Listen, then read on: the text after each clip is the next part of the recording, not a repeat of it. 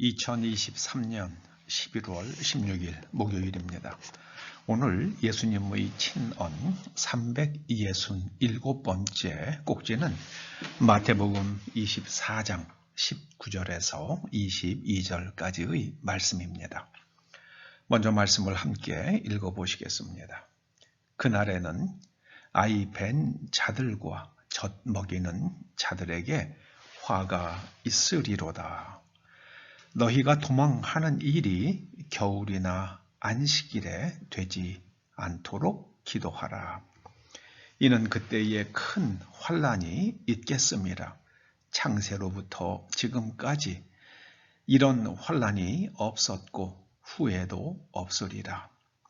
그 날들을 감하지 아니하면 모든 육체가 구원을 얻지 못할 것이나 그러나 택하신 자들을 위하여 그 날들을 감하시리라. 오래된 소설입니다. 존 스타인백이라는 분이 쓴 분노의 포도라는 소설이 있었습니다. 근데 그 마지막 부분에 보면 그 배고픔과 추위 속에서 영양실조로 아이를 낳는데 사산하는 그런 장면이 있습니다. 참 눈물이 절로 나오는 장면입니다. 역경에 던져졌을 때에 가장 큰 고통을 겪는 사람들은 임산부들과 아이들일 것입니다. 오늘 주님께서는 이런 일들이, 이런 큰 환난이 일어나지 않도록 기도하라 이렇게 말씀하시지 않았어요. 그 환난이 겨울이나 안식일에 일어나지 않도록 기도하라 그렇게 말씀하십니다. 반드시 일어날 것이란 말씀이죠. 반드시 일어날 것이란 말씀입니다. 반드시 일어난다는 것은 그 환난이 일어날 수밖에 없는 상황들이 계속 만들어질 것이라는 말씀입니다. 계시록 8장 8절에 보면은요, 불붙는 큰 산과 같은 것이 바다에 떨어진다는 말씀이 나옵니다. 이건 아무리 생각을 해봐도요, 그 소행성 하나가 바다에 떨어지는 게 아닌가 그런 생각이 듭니다.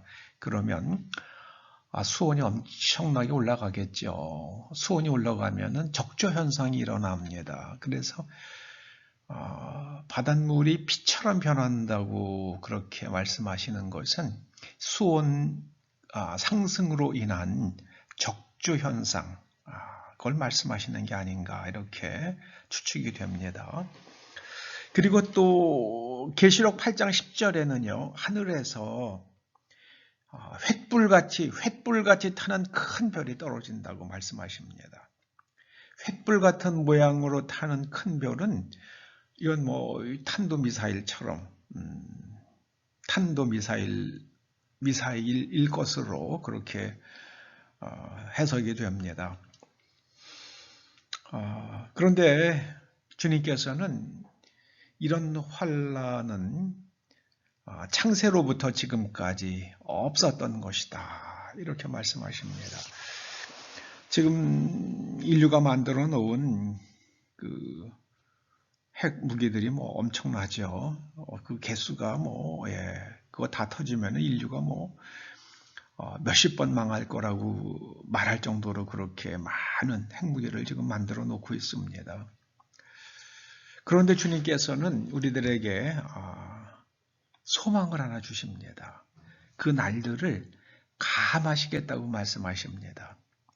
그 날들을 감하지 아니하면 모든 육체가 구원을 얻지 못할 것이나, 그러니까 다 죽을 거란 말씀이죠. 사람이 다 죽을 수밖에 없는 상황이 벌어지겠지만은 하나님께서는 그 택하신 자들을 위하여 그 날들을 감하시겠다 말씀하십니다.